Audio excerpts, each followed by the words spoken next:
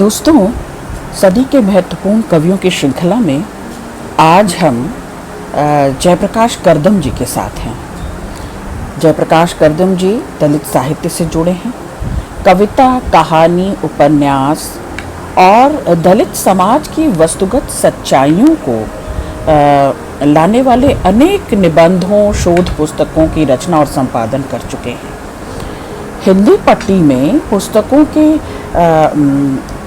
संपादन, पुस्तकों के संकलन के साथ साथ जयप्रकाश कर्दम साहित्य जगत के लिए बेहद लोकप्रिय नाम हैं। दरअसल उन्होंने दलित साहित्य को न केवल नेपथ्य से केंद्र में लाने, सामने लाने, बल्कि उसको स्थापित करने और परंपरागत हिंदी साहित्य के समानांतर दलित साहित्य के बुनियादी सरोकारों और प्रश्नों को उजागर करने में बहुत महत्वपूर्ण भूमिका निभाई है। और इसीलिए मैं सदी के महत्वपूर्ण कवियों की श्रृंखला में उनको बेहद आदर के साथ यहाँ प्रतिष्ठित करना चाहूँगी इस श्रृंखला में। दरअसल जयप्रकाश कर्दम जी एक सशक्त हस्ताक्षर हैं। अपने व्यक्तित्व और सृजन कर्म के बूते वे अपने तमाम समकालीनों में और विद्यार्थी जगत में भी, साहित्य जगत में भी और विद्यार्थी जगत में भी काफ़ी चर्चित और समादृत हैं। पाठ्यक्रम में भी इनकी कई रचनाएं पढ़ाई जाती हैं। डॉक्टर जयप्रकाश कर्दम बहुआयामी प्रतिभा वाले साहित्यकार और चिंतक हैं। कुछ लोग कविता रचते हैं। रचनाकार होने के साथ साथ जयप्रकाश कर्दम जी समाज चिंतक के नाते बाकायदा जीवन जगत में भी, व्यवहारिक जगत में भी अपनी सेवा और अपनी सक्रियता बनाए रखते हैं। कविता हो, कहानी, उपन्यास, ये सब तो वो साथ साथ लिख ही रहे हैं। दरअसल इन्होंने दलित साहित्य वार्षिकी, इसका संपादन वो प्रतिवर्ष कर रहे हैं और उनके अथक प्रयासों के चलते ही दलित साहित्य वार्षिकी, दलित साहित्य में दलित सोच और सृजन अब एक बुनियादी आधार बन चुकी है और समूचे साहित्य जगत में, सुधी जगत में लोगों में देखी जानी और पहचानी जा रही है। साथियों, इनके 2 संकलन आ चुके हैं। पहला संकलन तो कविता संग्रह जो मेरे पास भी है, मैंने पढ़ा है उसे, उस पर शोध भी किया है, गूंगा नहीं था मैं। और अभी हाल फिलहाल में तिनका तिनका आग, डॉक्टर जयप्रकाश कर्दम का ये दूसरा कविता संग्रह है।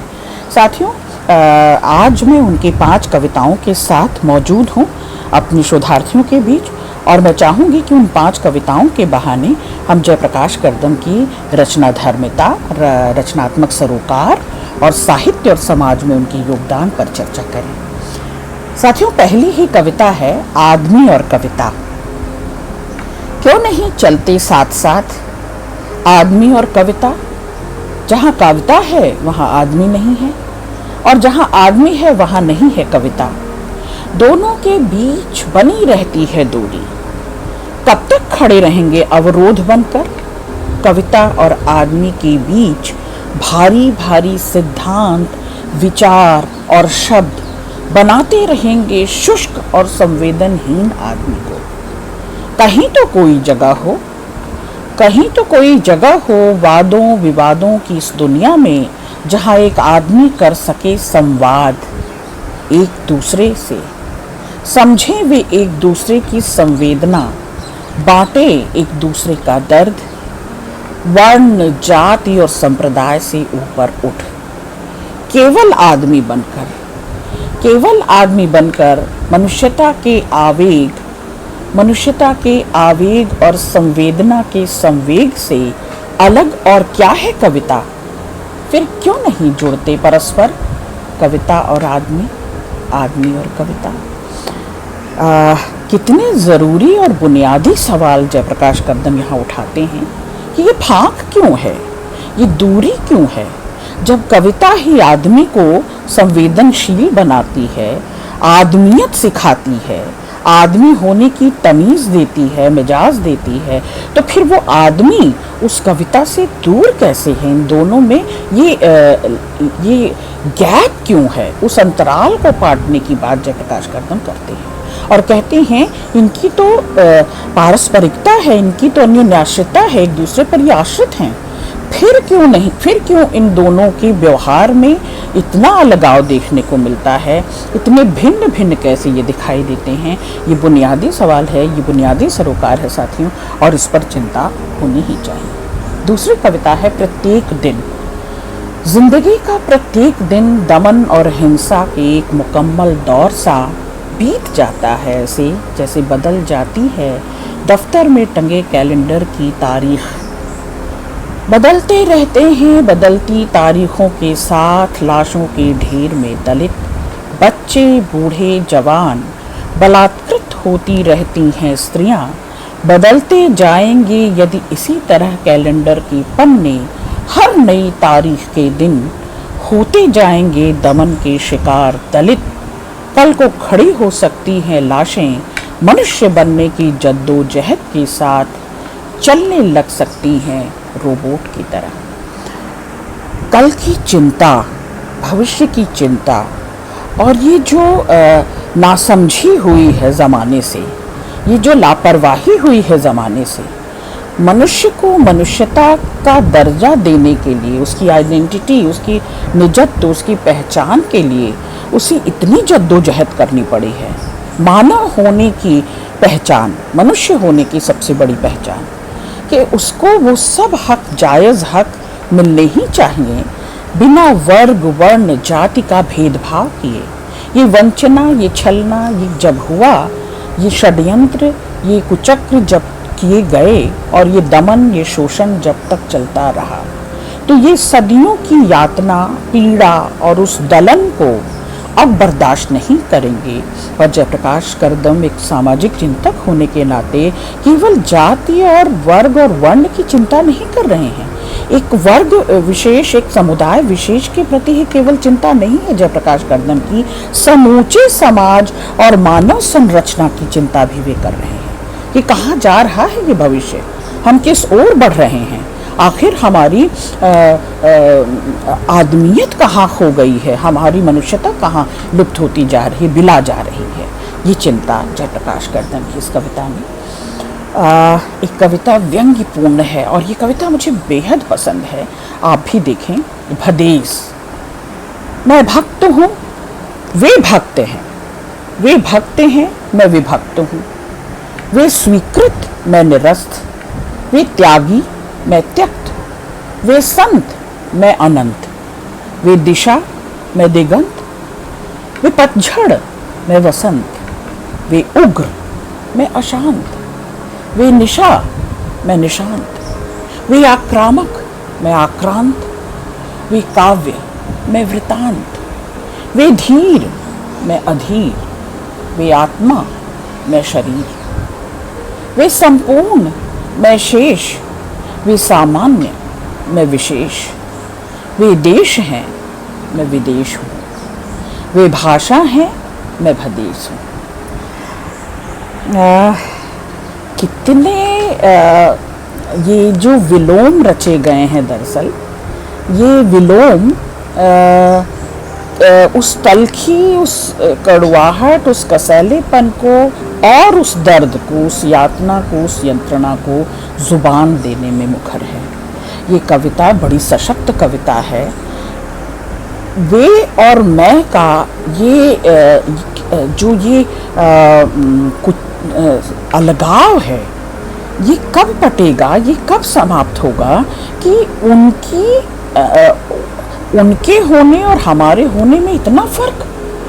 हम वे होना नहीं चाहते, हम न स्वीकृत होना चाहते हैं, न संत होना चाहते हैं, न पतझड़ बनना चाहते हैं, न उग्र होना चाहते हैं, न आक्रामक होना चाहते हैं। लेकिन हमारी सारी बेचैनियाँ, हमारा सारा विभक्त होना, निरस्त होना, त्यक्त होना, समझ रहे हैं आप, अशांत होना, आक्रांत होना, वृतांत होना, ये उन्हीं की वजह से है।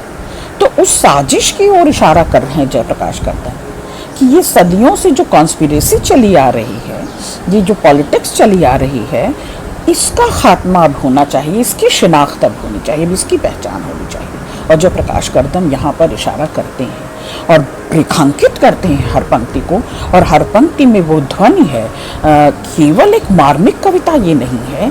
जब कविता वहाँ ख़त्म होती है कि मैं, वे धीर हैं मैं अधीर हूँ, वे आत्मा है मैं शरीर हूँ, वे संपूर्ण है मैं शेष हूँ, वे सामान्य है मैं विशेष हूँ, वे देश हैं मैं विदेश हूँ, वे भाषा है मैं भदेश हूँ, वे राग है मैं विराग हूँ, वे अंधेरा है मैं चिराग हूँ।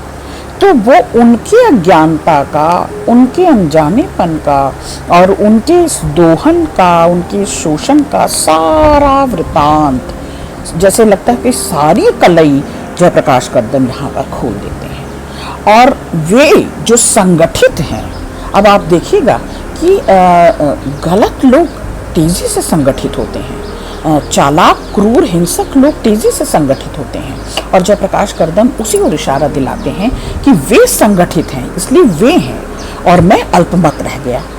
मैं उनके जैसा होना नहीं चाहता, लेकिन मैं उनमें क्यों नहीं हूँ या वह मुझ में क्यों नहीं है, हम में ये फांक क्यों है, ये अलगाव क्यों है। ये बड़ी चिंता है, ये मानवता की चिंता है साथियों, ये सदी की चिंता है, ये सृष्टि की चिंता है, समाज की चिंता है। अगली कविता है सत्य, बेहतरीन कविता है, आप भी देखिएगा। वे सत्य देखते हैं, सत्य सुनते हैं, सत्य बोलते हैं, लेकिन पूरा नहीं, उतना ही अनुकूल होता है जितना। सरल नहीं सत्य को सत्य की तरह कहना, किंतु खतरनाक होता है अर्ध सत्य। दुश्मन हैं वे मनुष्यता के जो सत्य को देखकर आंखें मींच लेते हैं, अनसुना कर देते हैं सुनकर और रह जाते हैं मौन। हत्यारे हैं वे सत्य के जो सत्य को नहीं रहने देते सत्य। हत्यारे हैं वे सत्य के जो सत्य को नहीं रहने देते सत्य। उसके साथ बलात्कार कर तार तार करते हैं सत्य के आवरण में, असत्य के शूल हैं, मनुष्यता की आंखों में धूल है। तो वे कौन हैं? ये वे अपने को घोषित, रजिस्टर्ड, स्थापित, प्रतिष्ठित सत्य घोषित करते हैं। यह उद्घोषणा उनकी ओर से है। वे प्रचार करते हैं इसका कि वे सत्य हैं, वही एकमात्र सत्य है, जबकि ऐसा नहीं है, क्योंकि सबका अपना अपना सच है। और उस अपने अपने सच में जब घुलाया मिलाया जाए और दूसरे के दर्द को, दूसरे की व्यथा कथा को जब सुनी जाए और समझी जाए और गहराई से देखी जाए, तो वे आधा ही सत्य कह रहे होते हैं जो उनके अनुकूल है, जो उनकी गवाही दे, जो उनके उस क्रूर हिंसक कुटिल व्यवहार को छुपा ले, आवरण दे दे, वो सत्य का आवरण करते हैं बस। तो जयप्रकाश करदम की ये कविता भी बेहतरीन कविता है, अनूठी कविता है इस मायने में। और अगली कविता सर्वनाम जिंदगी, इसमें मुझे एक व्यंग्य बार बार ध्वनि हो रहा है। एक आप देखिएगा अंतर्धुन की तरह एक व्यंग्य लगातार इस कविता में विद्यमान है। तुम क्यों निरे बुद्धू बने रहे नत्थू राम, क्यों बैठे रहे मूल्यों को लेकर, जब सब उन्हें रौंद कर निकल रहे थे। क्यों नहीं सीखा तुमने भी समर्थों से सहमति जताना, समर्थों से जो पावरफुल हैं, रसूखदार, ओहदा, रुतबा, पद, प्रतिष्ठा, पैसा जिनके पास है, उन्हीं के जैसे हो जाते। एक थे हाँ हाँ, एक थे नहीं नहीं, जहाँ जहाँ गया मैं मिले मुझे वहीं वहीं। तो जयप्रकाश करदम उसी ओर इशारा करते हैं। क्यों नहीं सीखा तुमने भी समर्थों से सहमति जताना, अन्याय को देखकर चुप लगाना। क्यों नहीं अपने हित साधन के लिए दूसरों का इस्तेमाल किया तुमने। क्यों नहीं सीखा तुमने कृतज्ञ हो जाना। क्या हो जाता यदि तुम भी थोड़े से समझदार और सामाजिक हो जाते। आप व्यंग्य पकड़िए शोधार्थियों, समझदार और सामाजिक शब्द में व्यंग्य है, और वो व्यंग्य यही है कि सो कॉल्ड, तथाकथित सामाजिक और समझदार वे कहलाते हैं और वे कहलाना पसंद करते हैं, और उन्हीं की सर्वप्रिय हैं वो, और वही सर्वमान्य हैं। वो अपनी प्रतिष्ठा को गा गा कर महफिल में सजाते हैं, बताते हैं, जताते हैं। क्यों नहीं सीखा तुमने कृतज्ञ हो जाना? क्या हो जाता यदि तुम भी थोड़े से समझदार और सामाजिक हो जाते, समाज हित के नाम पर अपना हित साधन करते।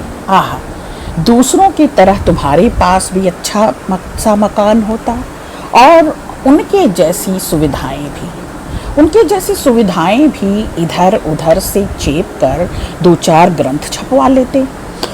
साहित्य में तुम्हारा नाम होता, कोई न कोई पुरस्कार भी तुम्हें जरूर मिल जाता, कई लोगों के लिए आदर्श होते तुम, कई उपलब्धियां तुम्हारे नाम के साथ जुड़ जाती। इन सब से निर्लिप्त क्यों रहे तुम? क्यों नहीं हुए सुविधा भोगी और लोलुप लालची? तुम भी क्यों नहीं सीखा तुमने तिकड़ में बिठाना? किस मिट्टी के बने हो तुम नथुराम? न तुमने कोई संस्था या संघ बनाया, न एनजीओ। न तुमने कोई संस्था या संघ बनाया, न एनजीओ, न देश विदेश की यात्राएं की। न शराब पीना सीखा, दूसरों की चाटुकारिता करना, अपने चाटुकार बनाना, महफिलें सजाना, गुट बनाना, लोगों की झूठी वाह वाही करना, खुद अपनी प्रशस्तियां लिखवा कर दूसरों के नाम से छपवाना। कुछ भी तो नहीं किया तुमने। मंचों पर भी कहीं आसीन नहीं दिखे तुम। नहीं उगाना चाहा तुमने हथेली पर सूरज, न भरना चाहा मुट्ठी में धूप को, न हवा में उड़ान भरी तुमने, नहीं पकड़ना चाहा आकाश को। सदैव जमीन पर चले, जमीन पर रहे तुम, फिट नहीं हो सके तुम कभी, तस्वीर की तरह बने बनाए फ्रेम में। ओज के साथ आह्वान किया तुमने, आजाद हैं हम। व्याकुल रहे तुम सदैव, पार करने को अंतिम अवरोध। आतुर रहा फूट पड़ने को तुम्हारा आक्रोश। सचमुच एक अलग तरह के एक्टिविस्ट और इंसान रहे तुम। परिचित होकर भी अपरिचित से चलते रहे निरंतर, परंपरा की धारा के विरुद्ध। कबीर की तरह अपना घर फूंक कर समाज में चेतना की अलख जगाने, अपने वजूद के साथ अकेले।